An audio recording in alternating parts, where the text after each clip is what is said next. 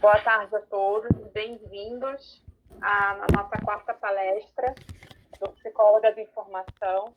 O Psicólogas em Formação, ele nasceu de um grupo de estudantes do 8º semestre de Psicologia do campus Alphaville da Unip, com o ímpeto, o fomento de conhecer mais a psicologia na prática, né? E hoje nós trouxemos a Fabiana, e eu sou muito grata a Fabiana por ter aceitado esse nosso primeiro convite, esse nosso primeiro ímpeto.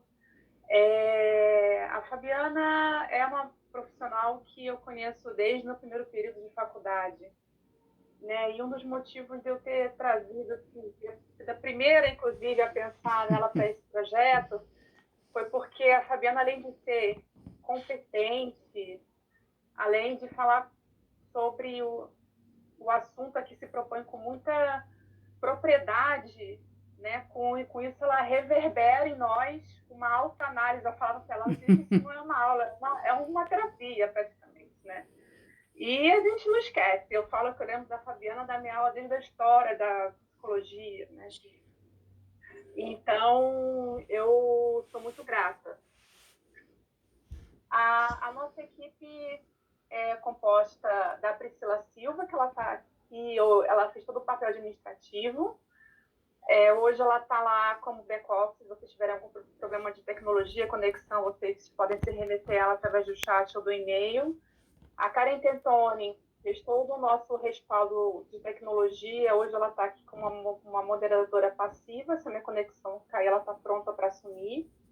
A Daniela Tiese, que fez toda a parte de criação, e hoje ela está aqui controlando as presenças para posterior emissão de certificado. E eu, Giovana, que cuidei do relacionamento aí com os palestrantes. Então, queria apresentar a Fabiana. A Fabiana é professora universitária pela Unip, é psicóloga pela PUC São Paulo, mestre em semiótica pela PUC São Paulo, doutora em educação pela USP e é gestora do canal Morada Acadêmica. Dito isso, Fabiana, te passo a palavra. Bom, primeiro eu queria agradecer também pela ótima e afetuosa apresentação da Gi. Muitos de vocês conheço, acho que quase a grande maioria, não é? Ainda brinquei com a Giovana, mas vocês vão me chamar justo eu para dar palestra, já conheço todo mundo, né? Macaca velha da casa, enfim, né? Mas foi uma boa surpresa. Eu venho, quem está me acompanhando, a Giovana é uma delas, né? Eu venho aí num processo esse ano de retomada de uma série de questões. Uma delas é a psicologia fenomenológica existencial com mais força, até por conta de um livro que eu escrevi o ano passado, né, para o próprio curso da Unip em filosofia. Então é uma paixão que eu retomei, não é? Uma paixão que me atravessa, aliás, toda a minha formação, seja no campo da filosofia, dos estudos, inicialmente da clínica, não é? Então é algo que sempre está me acompanhando, de um jeito ou de outro, não é? Quando a Giovana me chamou para conversar com vocês, não é, para trazer, na verdade, esse tema, que é a psicologia fenomenológica existencial, né, que é uma coisa complicada, porque é um campo muito, hoje, cada vez mais, eu diria, não é, plural e híbrido, e traz, no Brasil especificamente, uma carga teórica bastante diversificada mesmo, de muitos autores, né, gente? Então, muita gente, quando a gente fala psicologia fenomenológica existencial, a primeira pergunta que se faz é do que estamos falando, né? Porque você pode, por exemplo, entender que Nietzsche, Kierkegaard, né, Sartre, Heidegger, Husserl, aí vem os nomes, o Bieswanger, o Medard Boss, né? Maioisk, enfim, tem 100 milhões de nomes aí que poderiam entrar, não é? O próprio Rogers, né, o Carl Rogers, o Maslow, será que todos esses não estariam, não é, dentro dessa emblemática frente? Então, é sempre algo muito discutível do ponto de vista, inclusive, epistêmico, teórico, filosófico, porque é uma frente que traz, não é, uma linhagem teórica, talvez diferentemente de outras que vocês estão vendo, né, muito diversificada, né? Por exemplo, quando você fala da psicanálise, por mais que a gente discuta milhões de autores, existe uma raiz muito clara, não é? Que é Freud, por exemplo. Você fala do behaviorismo, está lá o Skinner, né? Pelo menos o comportamentalismo. Então, quando você fala da fenomenologia existencial, né? essa coisa não fica tão clara assim, quer dizer, existe um campo aí a ser destrinchado. Então, esse é o primeiro grande desafio, tentar hoje com vocês discutir essa questão inicialmente, porque eu acho que isso também ajuda a clarear, não é?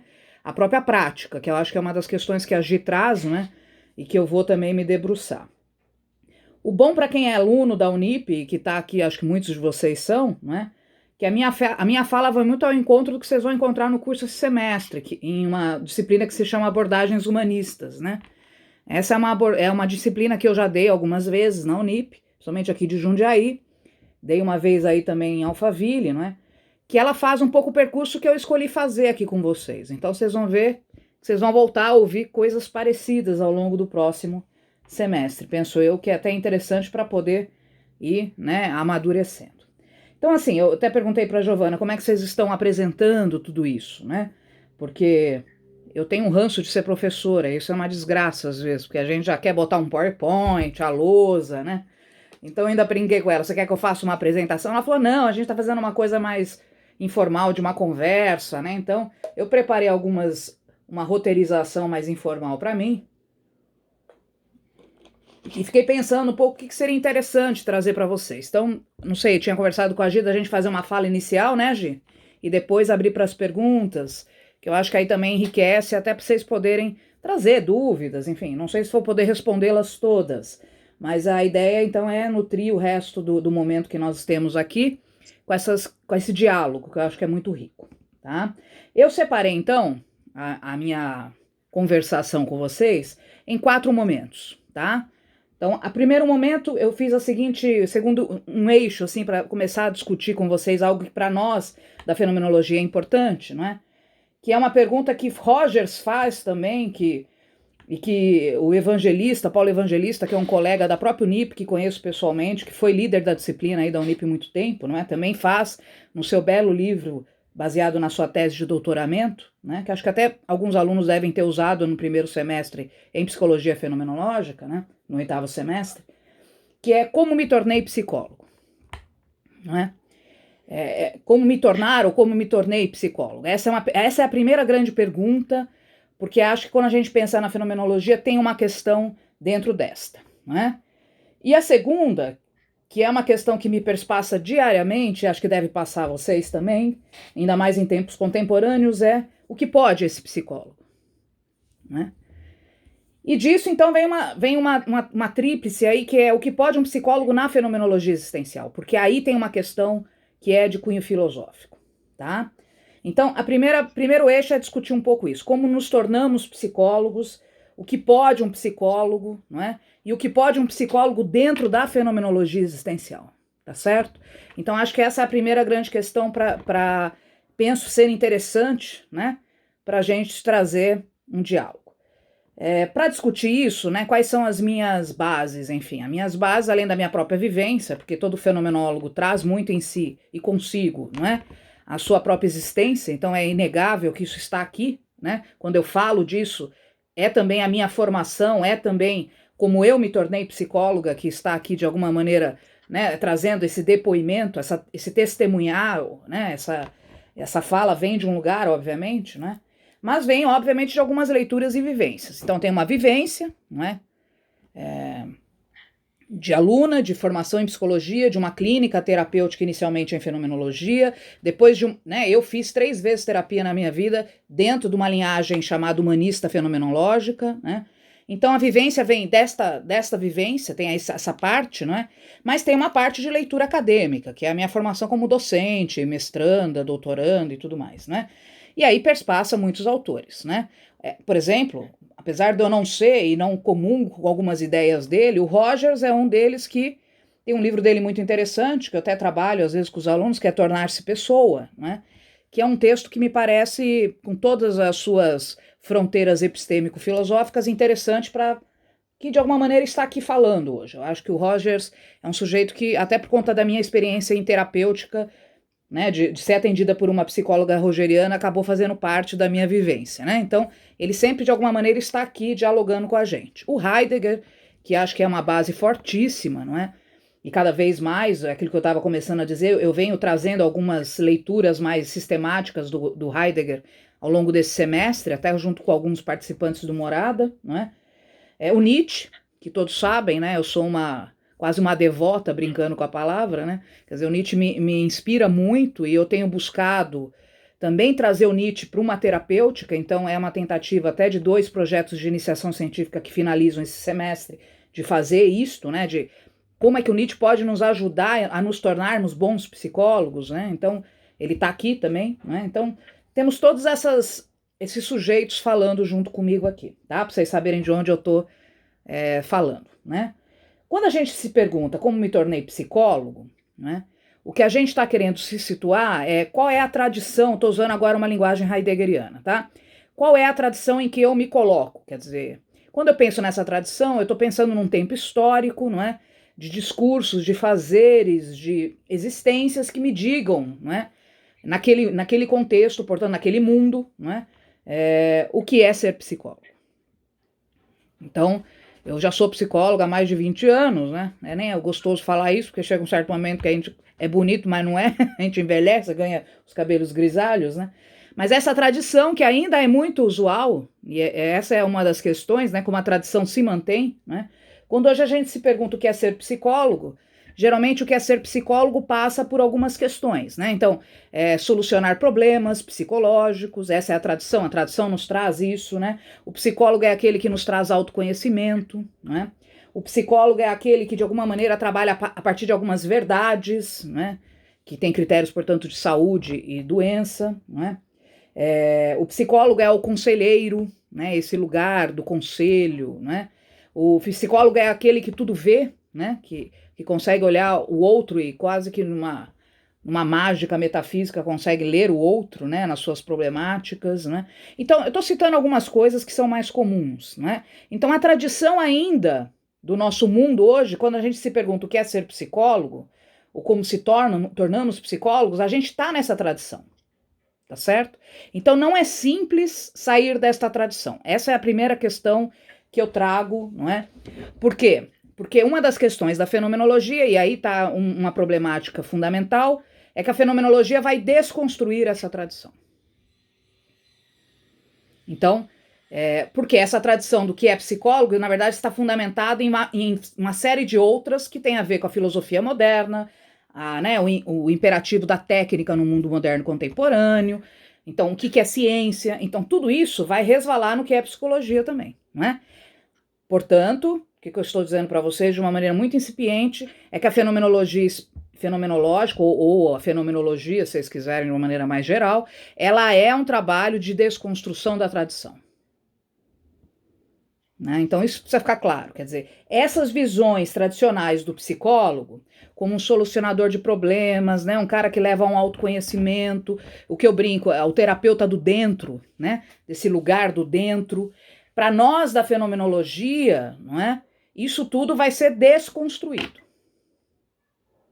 Então tem um trabalho inicial muito duro, que é essa desconstrução, que é sair desse lugar esperado, que é sair desse imaginário esperado, não é?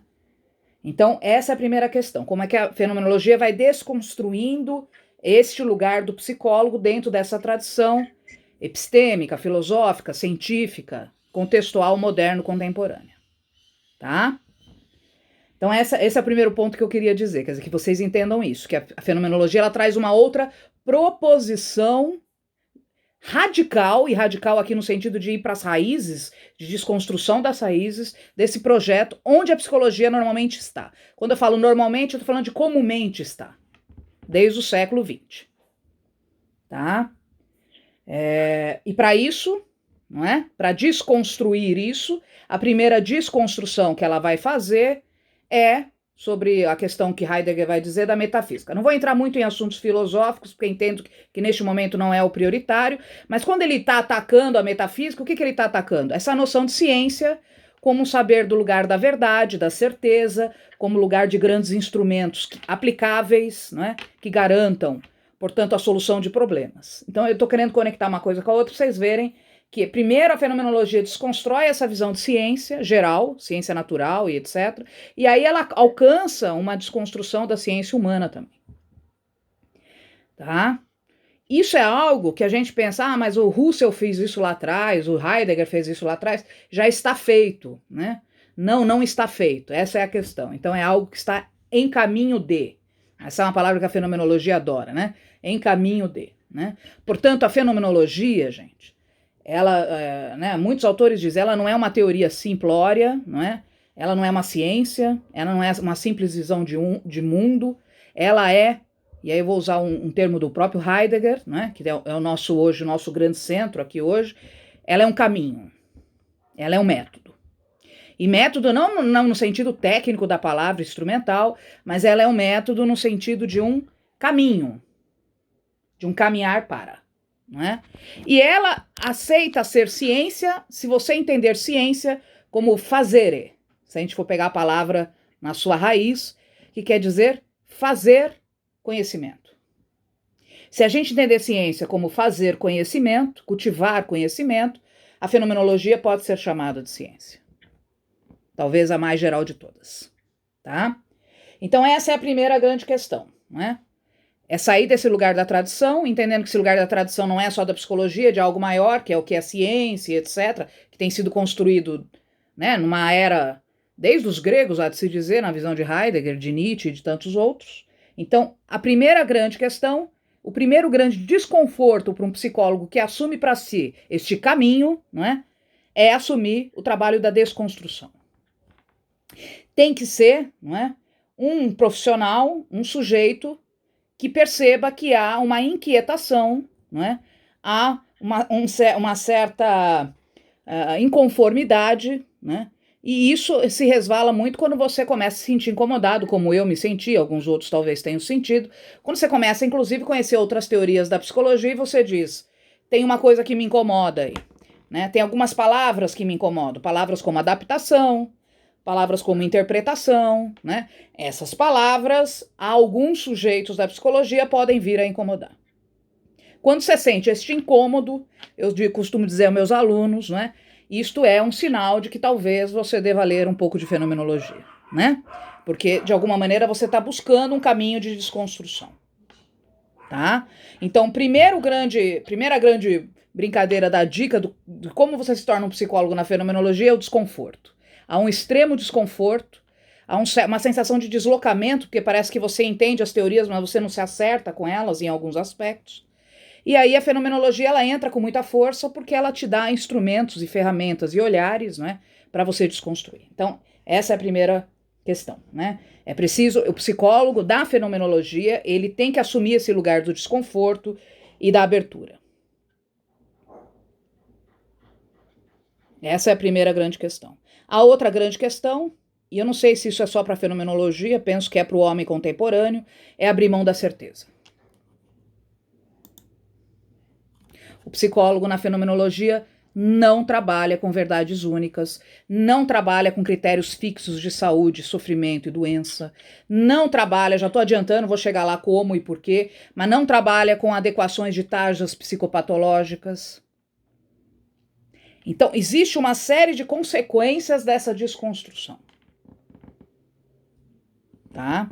Agora, isso prescinde também uma postura sua e uma possibilidade de ser e estar no mundo também aberta. Quer dizer, você consegue, eu costumo dizer, naufragar e voltar. Ontem eu estava assistindo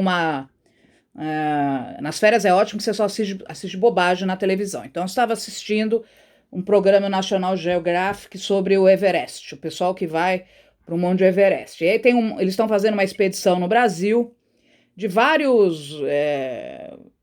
são jovens que vivem nesses programas de... Inclusive lá no programas de esporte radical e tudo mais, canoeiro, a outra que é veleiro. E eles juntaram essa galera e estão levando pro Monte Everest. E eles estão indo de veleiro. E depois eles vão também para a Antártica. Então eles estão fazendo um negócio... E aí eu estava assistindo e tal. E aí eu ouvi uma coisa que me pegou muito, pensando numa nossa fala hoje, que é para a gente já instigar a nossa conversa, que a menina, uma delas, que inclusive está acostumada a velejar e tudo, dizia assim, olha, não sei o que é pior. Se é aqui fora, porque aqui fora eu não enjoo, mas é muito frio, né? Porque a temperatura é super grave, abaixo de zero lá e tudo mais. Ou é ficar dentro do veleiro, mais aquecida, mas muito mais enjoada. E aí eu pensei um pouco sobre esse lugar da psicologia fenomenológica, né? Porque o lugar da fenomenologia fenomenológica é o lugar do fora. Essa é a primeira grande questão. E esse lugar do fora, que é esse lugar da desconstrução, né, é que vai contestar as outras psicoterapias do lugar do dentro. Tem várias, né? A psicanálise tradicional é uma psicanálise do dentro, né? Então você tem algumas terapias que são do dentro, que trabalham com a primazia do dentro para fora, pelo menos num movimento mais hegemônico, não é? A fenomenologia existencial supostamente é uma terapêutica do fora, gente. Mas estar no fora, como brincando e fazendo uma analogia com a fala da moça lá do veleiro, né?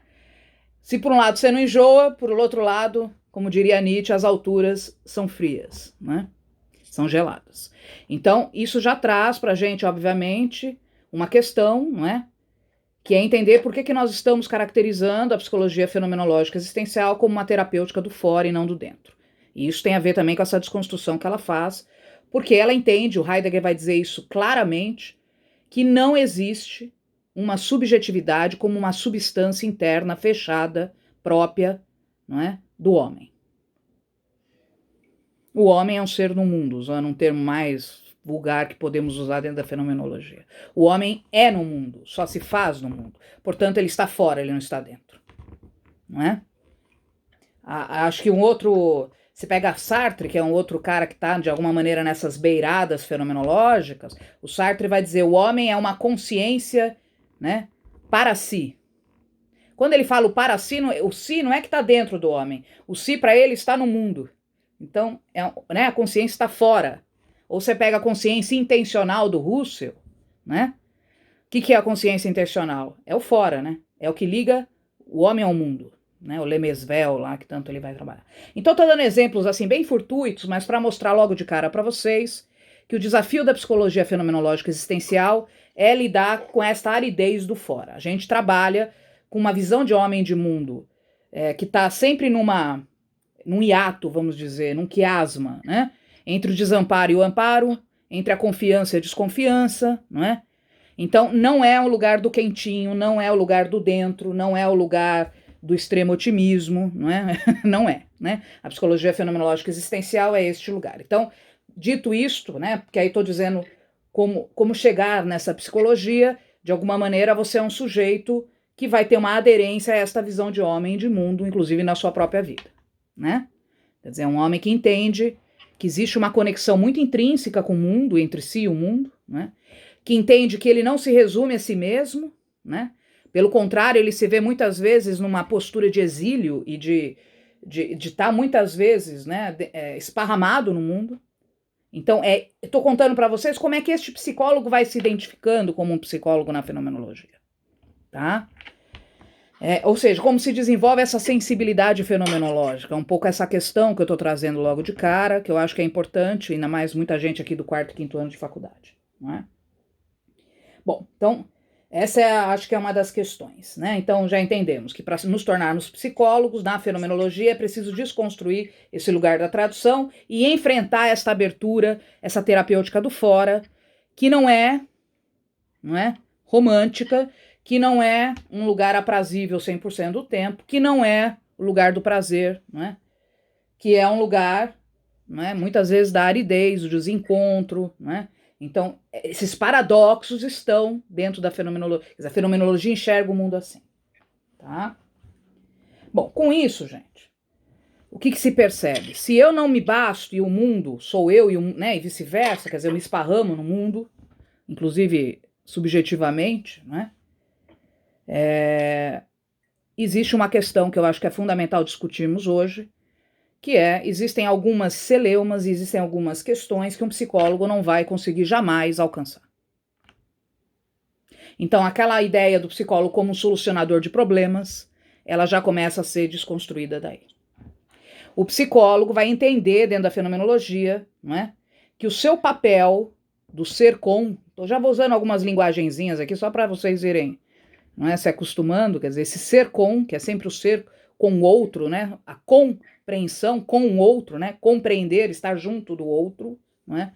não necessariamente estar junto do outro é numa visão romântica do outro. O outro muitas vezes me violenta, né? Quer dizer, esse mundo nem sempre é esse mundo do acolhimento. Apesar de muitas vezes ser. Quer dizer, existe o possível do acolhimento, mas existe muitas vezes o possível do desamparo. E aí a psicologia fenomenológica existencial entende, por isso que a pergunta lá, o que pode um psicólogo e o que pode um psicólogo na fenomenologia, não é? É que ele entende que há questões, há problemáticas, não é, que muitas vezes não poderemos dar conta. Inclusive, muito entre aspas, dentro de si mesmo. É lidar com a impotência. O psicólogo da fenomenologia é um cara que aceita isto, de bom grado. Portanto, por isso que eu dizia que é um profissional, não é? Que tem que estar muito ancorado nesta visão de mundo para entender e compreender isso. Por quê? Porque se você vai entender, não é, que o psicólogo deveria ter plena sabedoria para ler o outro e a partir de uma verdade interpretá-lo e poder curá-lo, estou usando uma palavra que a fenomenologia não usa, não é? Você não está e não está com nenhuma aderência frente à psicologia fenomenológica. Então existe uma relação com a impotência que o psicólogo fenomenológico se coloca diariamente dentro de qualquer trabalho, seja uma terapêutica num consultório, seja institucional, seja numa oficina de criatividade, seja num psicodiagnóstico, enfim, algumas coisas que no final da nossa conversa eu vou aqui pontuar, tá? Então, essa é a primeira questão. Outra questão é, a minha existência é uma coexistência, sempre no mundo, portanto, essas coexistências, elas estão o tempo todo como micropolíticas se atravessando. Isso quer dizer o seguinte, que a noção de poder que existe aqui na psicologia fenomenológica é horizontal e não vertical. O que isso implica, aí eu tô lembrando até o Foucault, que é um cara que vem de uma linhagem fenomenológica existencial, né, de base, é que eu, frente ao outro, não tenho nenhum poder maior que o outro. Portanto, o psicólogo fenomenológico, e o Rogers traz muito isso na sua fala, né? Ele se coloca num patamar humano de apresentação existencial no mesmo patamar. Ele não prescinde de ser o lugar da verdade. Então, tem aí de novo o trabalho da impotência, e você sair deste lugar não é simples, porque nós ficamos 5 anos dentro de uma universidade, mal ou bem, essas práticas e saberes parece que nos empoderam. Não sei se empoderam, mas parece que empoderam, não é? Então, sair deste lugar é outra desconstrução, né? Quer dizer, o teu lugar numa terapêutica fenomenológica, gente, e aí eu tô falando terapêutica não no sentido clínico, do consultório, falando terapêutica no sentido de cuidar do outro em qualquer lugar, tá certo? Seja numa instituição, seja na educação, onde for.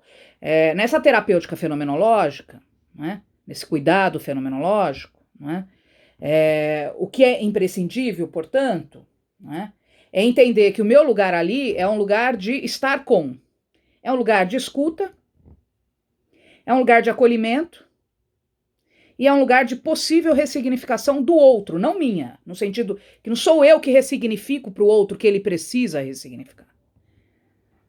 Não é? Talvez esse outro passe por uma terapêutica fenomenológica existencial e não se ressignifique.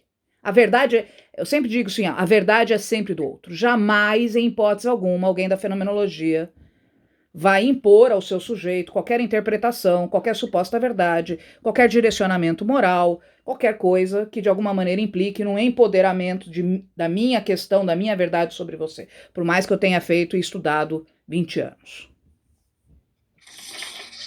Isso às vezes gera um incômodo nos alunos, né? Porque, de novo, fica aparecendo, então, num mundo cada vez mais técnico, cada vez mais instrumentalizado, cada vez mais medicamentado, né? Que eu não faço nada.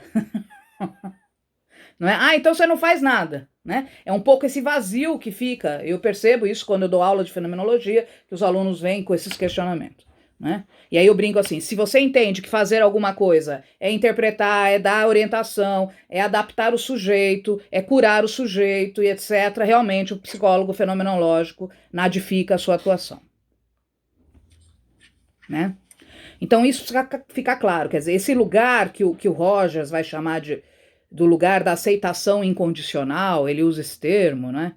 que é bonito, né? Acho que é bonito. Apesar de ser um pouco utópico, eu costumo dizer, né? Mas eu acho que a busca por isso é um exercício diário de todos nós, não só numa terapêutica, mas como seres humanos, né? Quer dizer, essa ideia de que quando eu me coloco frente ao outro, o mundo do outro se torna meu e o meu mundo, de certa maneira, é comungado com o outro, não é? O que eu estou fazendo? Eu estou praticando o que Roger chamava dessa aceitação e empática, né? Quer dizer, de alguma maneira nós estamos trocando o tempo todo de lugar. Isso é inevitável. Isso é pré-reflexivo. Né? Isso está dado no encontro humano, não só numa terapêutica, em qualquer encontro. Não é? Então, o que o psicólogo talvez tenha, e essa é uma questão que acho que nós temos que nos cobrar diariamente como seres humanos, é que nós temos que desenvolver diariamente em nós o que então Píndaro nos ensinou lá atrás, Nietzsche recolocou, Rogers colocou, que é tornar-se o que se é. O que é tornar-se o que se é? É tornar-se esse ser empático, de aceitação, que possa ouvir, né? Porque não é só se colocar no lugar do mundo do outro. É se colocar no mundo do outro com os valores do mundo do outro. E isso é extremamente complicado. Porque o que é sofrimento para a Fabiana, não é? Talvez seja algo irrisório para a Giovana, por exemplo. Mas se a Giovana está como terapeuta à minha frente me ouvindo, né? E quando eu digo para ela, olha, se eu saio às ruas, eu vejo tudo cinza, eu tenho medo que as pessoas me batam, não é? Então eu ando na calçada porque eu tenho, não é? Pessoas que trazem esse tipo de fala, por exemplo, né? Você olha e fala, mas que absurdo, né? Para você pode parecer uma alucinação, um delírio aquilo ali, não é? Mas aquilo é a realidade fenomênica daquela pessoa. Ela vê, o mundo dela é aquilo, é cinza, é pesado, é persecutório, sei lá a palavra que a gente vai usar aí. Não é? Então, quando eu faço e eu entro, né, eu compartilho o mundo com esta pessoa, eu tenho que primeiro ter uma disponibilidade, eu acho que qualquer psicólogo há de se dizer, de poder ter essa sensibilidade empática incondicional. Fabiane, como eu exercito isso? Essa é uma questão que Rogers coloca. O Heidegger, então, nem falava disso, mas assim, os psicólogos que estão nessas searas, não é, mais existenciárias, enfim, experienciais, eles vão colocar, e é uma questão que se divide, porque alguns vão dizer, isso não se trabalha, não é algo que você aprende a usar como uma soma, 1 mais 1 igual a 2, você não fica decorando. Isso é algo que você desenvolve na vida. Outros vão dizer, não, você pode aprimorar essa sensibilidade. Não é? Você pode, por exemplo, não é, ser um cara mais sensível às artes, você pode, por exemplo, né, treinar um pouco mais a sua escuta, né? Você pode aprender com quem está ao seu redor, você pode aprender com, igual eu aprendo com o cinema, né? Quer dizer, você pode se abrir também voluntariamente para tornar-se o que se é, ou seja, né? Agora, de fato, não é? Isso não é só a fenomenologia qualquer, em tempos de tremendo mal-estar, de tremenda instrumentalização, a gente tem que fazer sempre um esforço muito maior. Porque a tendência é a brutalização das relações, a brutalização de tudo, inclusive da arte, do contato humano, etc. Então fica muito mais difícil você ter esse exercício empático, não é? Então penso que para o psicólogo fenomenológico, esse é um dos grandes desafios, não é? Portanto, não é, como ele diz lá, o profundo respeito pela existência, não é, pelo tempo do outro, né, o que a gente vai chamar, e Binswanger nos ensinou, quando a gente tem o que ele fala de uma relação afetiva, né, o que é esse afeto? Né? É o afeto do Spinoza, é assim, eu potencializo o corpo, a vida do outro, não é, no encontro. É nesse sentido que a relação é afetiva. Ou usando o termo que o Binswanger gosta, solicitude, não sei se já ouviram, não é? Binswanger fala, o cuidado terapêutico é a solicitude, é dirigir o cuidado ontológico heideggeriano, que todos nós já deveríamos ter na base do ser no mundo, não é? Porque estamos no mundo, então minimamente nos ocupamos com o mundo, não é? Isso é o cuidado, é o sorge heideggeriano, que vai dar origem, cá entre nós, a toda a terapêutica que virá depois, né?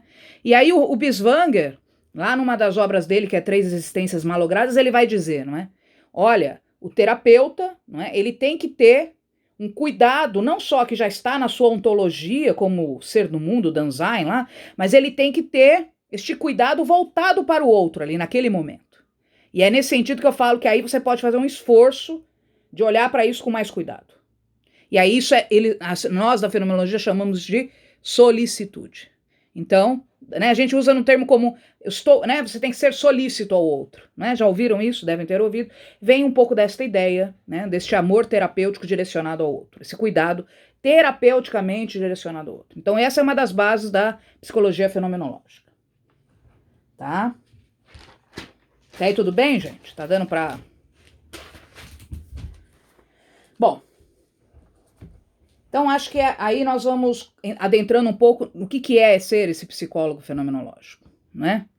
Então, só para vocês saberem, quer dizer, a obra do Heidegger é uma das grandes vertentes de base da psicologia fenomenológica existencial, mas como eu disse para vocês, é um campo de bastante hibridez, né? Tem muitos autores que comporiam esse lugar. É uma discussão que eu não vou tomar aqui, porque é uma discussão epistêmica, eu acho que não é momento para isso, mas fiquem sabendo que há muitas diferenças, há muitas semelhanças, então é algo que precisa ser estudado, tá? E, inclusive entre as linhas humanistas e as linhas fenomenológicas, tá? E para nós, por exemplo, vocês da Unip, nós da Unip, a Unip é um dos grandes centros hoje no Brasil, historicamente, inclusive, que fazem essa junção de uma clínica humanista fenomenológica. Mas precisa se entender como é que isso é feito, porque tem limites, né? Não é o Rogers, não é o primeiro Rogers, é quase o último Rogers que adentra o campo do Heidegger e do Husserl. Então, tem cuidados que precisam ser tomados e estudados. É só isso que eu quero marcar essa digressão para a gente não se perder aqui, né? Então, a terapia fenomenológica, gente, ela é um espaço dialógico do encontro. Essa é a primeira, se eu fosse começar aqui a buscar, de alguma maneira, certas conceitualizações. O primado dela é o encontro de duas existências.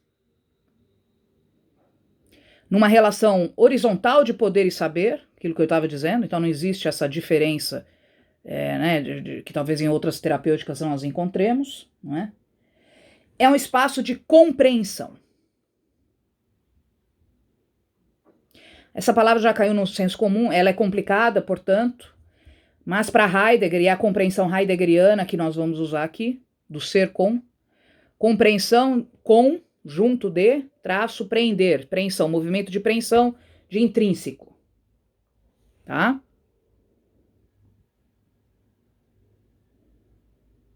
Então, num primeiro fundamento, a psicologia fenomenológica, ela carrega esse direcionamento. É o espaço da solicitude, como eu já disse.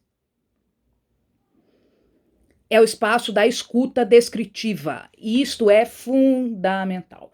Um psicólogo fenomenológico jamais interpreta o que o outro diz. Nós lidamos com o fenômeno, gente. O fenômeno, ele vive uma dialogia entre o que é visível e invisível, se vocês preferirem essa palavra. Eu prefiro o que é oculto e desocultado, o tempo todo. E o oculto e desocultado não é inconsciente, hein? Já vou dizer. O oculto desocultado não está dentro da Fabiana, está no fenômeno. E o fenômeno está sempre no mundo. Por isso que é a terapêutica do fora. Eu só sei o que é uma terapia, seja lá com que psicólogo for, quando esse encontro se dá, e é neste encontro que se desoculta e se oculta esta relação. Portanto, não sou eu que desoculto, nem é o meu paciente ou o meu cliente. Isso só se dá naquele encontro, naquela coexistência, naquela malha existencial. Estão entendendo? Por isso que a gente não usa o preceito do inconsciente. Porque inconsciente, estou falando freudiano, certo? Já não estou mais falando nem de Winnicott, nem Lacan, que aí já é outra seara. Mas o Freud e as linhas mais tradicionalistas, o inconsciente está aqui, ó.